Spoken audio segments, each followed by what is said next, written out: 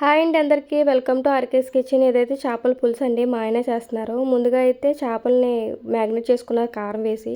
ఆ తర్వాత మూకుడు పెట్టి కొంచెం ఆనియన్స్ టమాటా పేస్ట్ వేసి అలానే అల్లం వెల్లుల్లి పేస్ట్ వేసి బాగా మిక్స్ చేశారు. అందులోంచి ఆయిల్ పైకి తేలిన తర్వాత కారం సాల్ట్ కొంచెం ధనియాల పౌడర్ గరం మసాలా వేసి బాగా ఫ్రై చేశారు.